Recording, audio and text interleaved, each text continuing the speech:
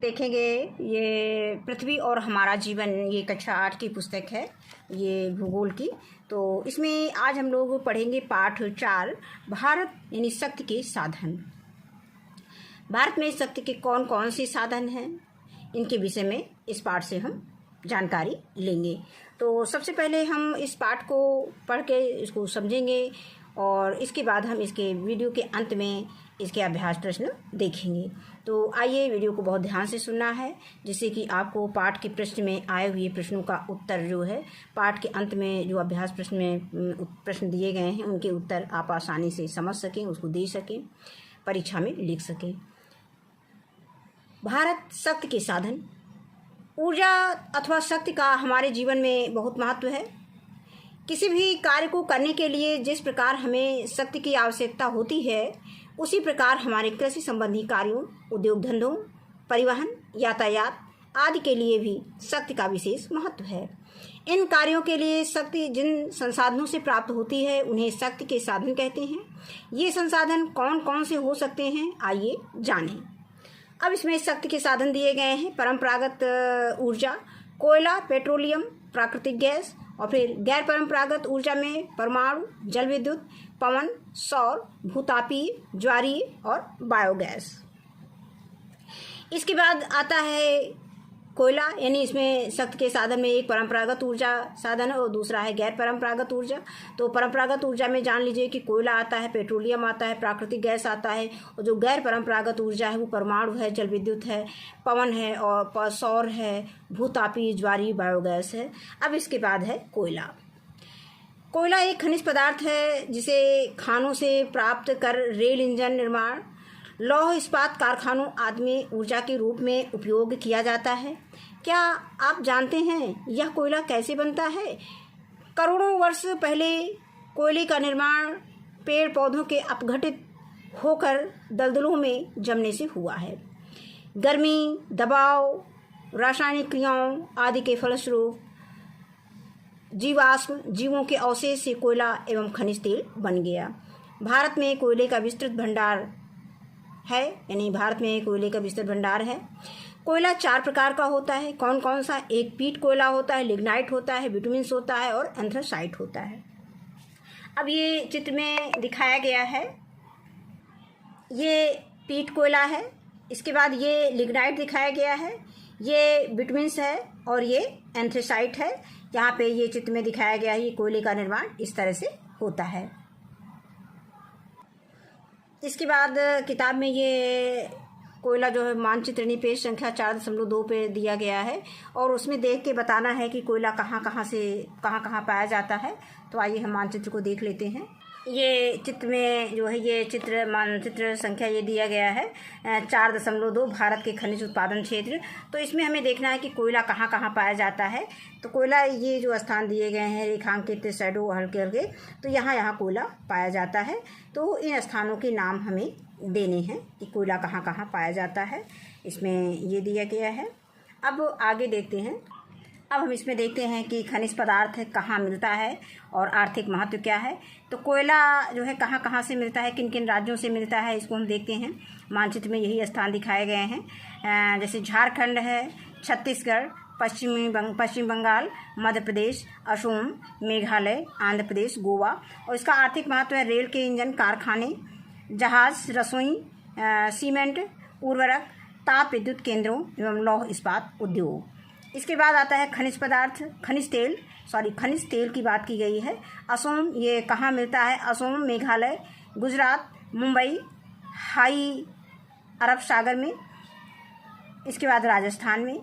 यातायात के साधन, इसका जो आर्थिक महत्व है वो यातायात के साधन में इसका प्रयोग किया जाता है। जहाज, मशीनें चलाने एवं रोशनी करने के लिए भी इसका प्रयोग किया जाता है खनिज तेल का। अब इसके बाद आता है खनिज तेल, पेट्रोलियम, जिसको इंग्लिश में बोलते हैं। आपने लालटेन स्टोव को जलते हुए देखा होगा। Motorcycle, scooter, pumping set, engine, diesel, rail engine आदि को चलते देखा होगा।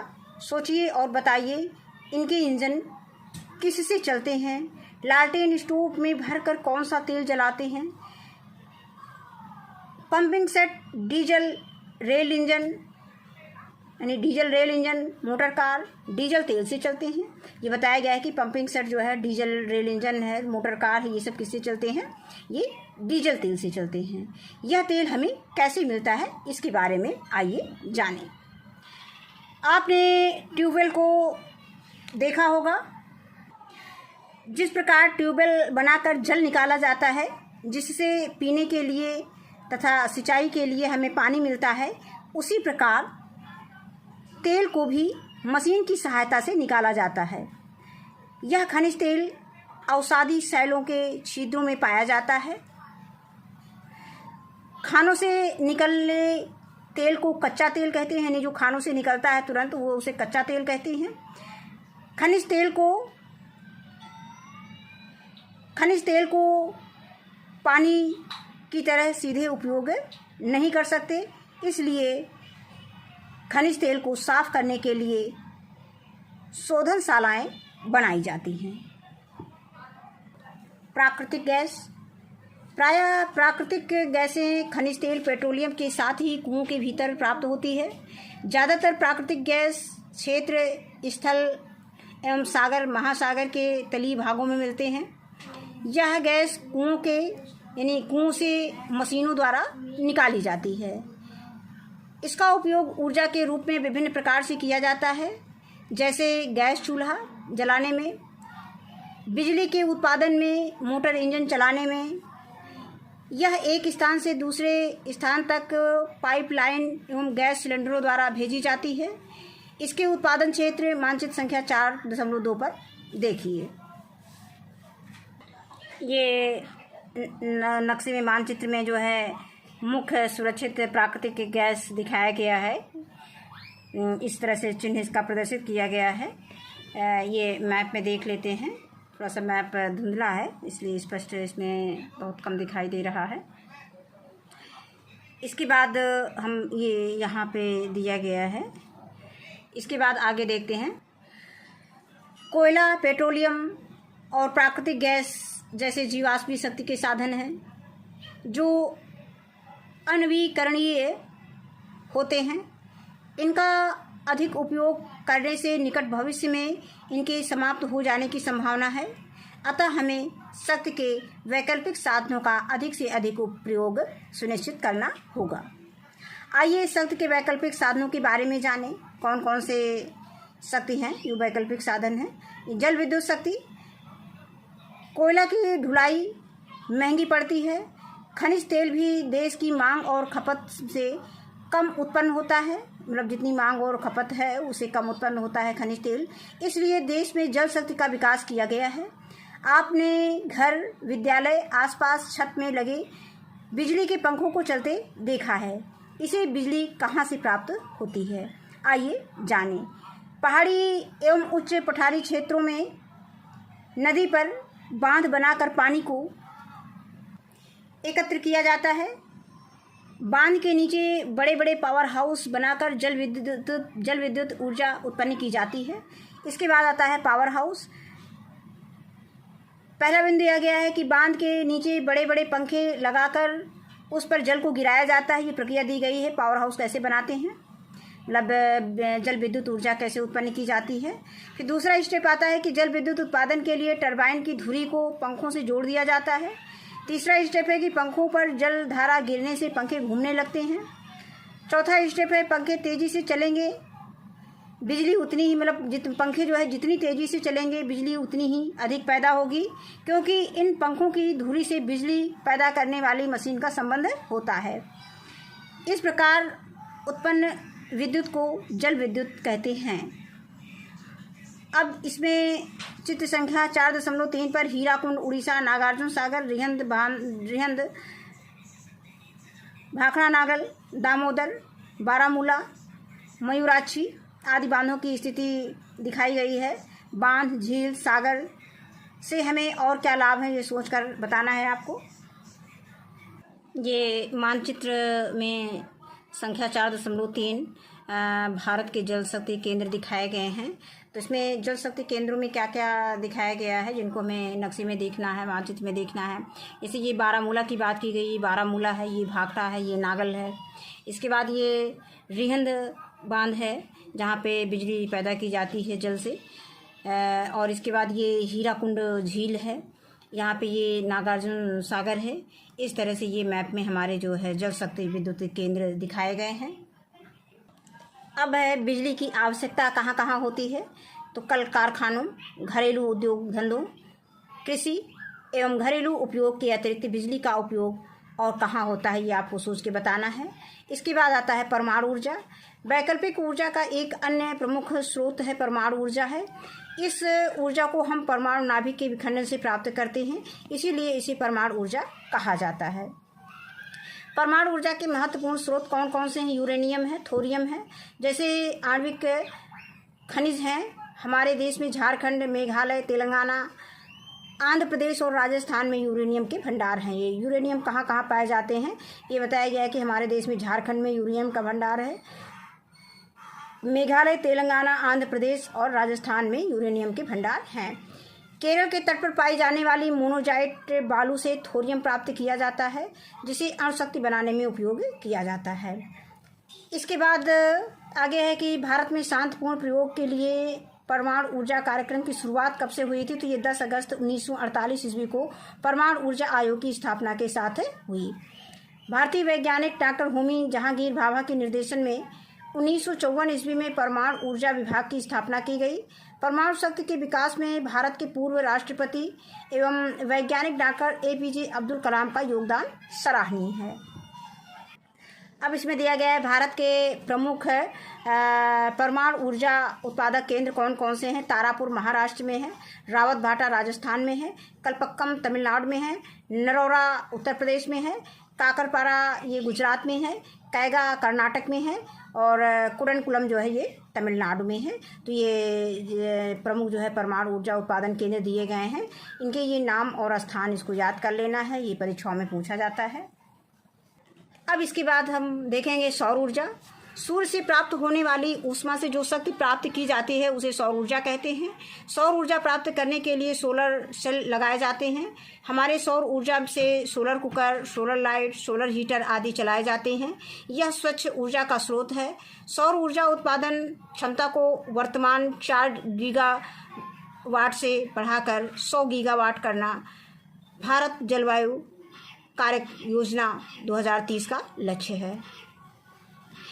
पवन ऊर्जा भारत के सागर यानी तटवर्ती क्षेत्रों एवं नदियों के किनारे के भागों में जहां तेज और लगातार हवाएं चलती हैं वहां पवन चक्कियों के समूह लगाकर पवन ऊर्जा का उत्पादन किया जाता है। भारत में पवन ऊर्जा के उत्पादन में तमिलनाडु अग्रणी राज्य है। इसके अतिरिक्त महाराष्ट्र, कर्नाटक, गुजरात, राजस्थान राज्यों में भी पवन ऊर्जा का उत्पादन किया जा रहा है। इसके बाद हम देखेंगे इसके अभ्यास प्रश्न। अभ्यास प्रश्न जो है कॉपी पर नोट कर रखे हैं, आइए देखते हैं। तो पहला प्रश्न दिया गया है कि निम्नलिखित प्रश्नों के उत्तर लिखिए। तो इसका उत्तर लिखेंगे कि पहला प्रश्न दिया गया है कि निम्नलिखित प्रश्नों के उत्तर लिखिए। फिर इसमें पहला का दिया गया है कि कोयला हमारे लिए किस प्रकार उपयोगी है, स्पष्ट कीजिए। तो उत्तर में लिखेंगे कि कोयला हमारे लिए अनेक प्रकार से उपयोगी है, जैसे नंबर 1 रेल का इंजन चलाने में, नंबर 2 रसोई में खाना बनाने में, और नंबर 3 है सीमेंट व बिजली बनाने में, उत्पादन में, और नंबर 4 है जलयान आदि चलाने में इसका उपयोग किया जाता है। इसके बाद आता है प्रश्न संख्या खा। दिया गया है खनिज तेल कैसे निकाला जाता है। तो इसका उत्तर देखेंगे कि जिस प्रकार ट्यूबवेल से पानी निकाला जाता है ठीक उसी प्रकार बड़ी बड़ी मशीनों की सहायता से खनिज तेल निकाला जाता है। यह खनिज तेल औषधि सैलों के छिद्रों में पाया जाता है। खानों से निकले तेल को खनिज तेल कहते हैं। यानी खानों से निकले तेल को क्या कहते हैं, खनिज तेल कहते हैं। खनिज तेल को पानी की तरह सीधे उपयोग नहीं कर सकते। कहने का मतलब है कि जैसे हम पानी निकालते हैं और सीधे उसका उपयोग करना शुरू कर सकते हैं, लेकिन खनिज तेल को मशीनों की सहायता से निकालते हैं पानी की तरह, लेकिन उसको हम सीधे पानी के लिए उपयोग नहीं कर सकते हैं। इसे उपभोग में लाने से पहले रिफाइनरी में साफ करते हैं, इसके बाद उपयोग करते हैं। तो इसका उत्तर यही तक लिखेंगे। फिर आगे आता है कि नरोरा परमाणु ऊर्जा केंद्र कहाँ स्थित है। तो ये नरोरा जो है, इसमें उत्तर में लिखेंगे कि नरोरा परमाणु केंद्र जो है, ऊर्जा केंद्र उत्तर प्रदेश में स्थित है। यानी नरोरा परमाणु ऊर्जा केंद्र, यहाँ पे ऊर्जा नहीं लिखा है, यहाँ पे ऊर्जा लिख लेंगे। नरोरा परमाणु ऊर्जा केंद्र कहाँ स्थित है? उत्तर प्रदेश में स्थित है। अगला प्रश्न दिया गया है कि जीवाश्मी संसाधनों के विकल्प के रूप में किन ऊर्जा संसाधनों का उपयोग करते हैं? तो इसके उत्तर में लिखेंगे कि जीवाश्मी संसाधनों के विकल्प के रूप में परमाणु ऊर्जा, सौर ऊर्जा, जल विद्युत ऊर्जा तथा पवन ऊर्जा जैसे वैकल्पिक संसाधनों का उपयोग करते हैं। तो इसमें सही जोड़े मिलाना है तो मिलाते हैं।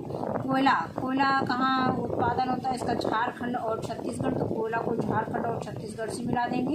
इसके बाद आता है खनिज तेल असम और मुंबई हाई, इसको से मिलान कर देंगे, जोड़ा लगा देंगे। और इसके बाद आता है परमाणु ऊर्जा को हम जो है ये यूरेनियम और थोरियम से मिला देंगे। अब आगे आता है जल विद्युत ऊर्जा। तो जल विद्युत ऊर्जा का उत्पादन किससे होता है? बांध से होता है, तो इसको हम बांध से मिला देंगे। इसके बाद आता है परमाणु ऊर्जा केंद्र। तो परमाणु ऊर्जा केंद्र क्या है? ये तारापुर जो है परमाणु ऊर्जा केंद्र है। अब अगला प्रश्न देखते हैं कि भौगोलिक कुशलताएं भारत के मानचित्र पर निम्नलिखित प्रदर्शित कीजिए। तो इसको हम ये थोड़ा सा हिंट देख देते हैं और इसको आपको जो भारत का रिक्त मानचित्र है उसमें प्रदर्शित करना है और परीक्षा में भी पूछा जाता है। उसमें आपको खाली रिक्त मैप मिलेगा भारत का, और उसमें ऐसे पूछा जाएगा कि जैसे पूछा जाएगा कि जल विद्युत केंद्र, तो आपको ये याद होना चाहिए कि जल विद्युत केंद्र कहाँ पर है। यानी हीराकुंड उड़ीसा में है, और ये उड़ीसा कहाँ पर मैप में स्थित है वहाँ पे हमें इसको लिख देना है, हीराकुंड उड़ीसा। तो जल विद्युत केंद्र तो यहाँ पर हीराकुंड उड़ीसा लिख सकते हैं। कोयला उत्पादन के क्षेत्र में रानीगंज व बोकारो में इसको दर्शा सकते हैं। इसके बाद आता है कि खनिज तेल उत्पादन का क्षेत्र जो है ये असम और मुंबई हाई लिख सकते हैं। तो यहीं पर हमारा ये चैप्टर समाप्त होता है। इस वीडियो में बस इतना ही। वीडियो देखने के लिए बहुत बहुत धन्यवाद।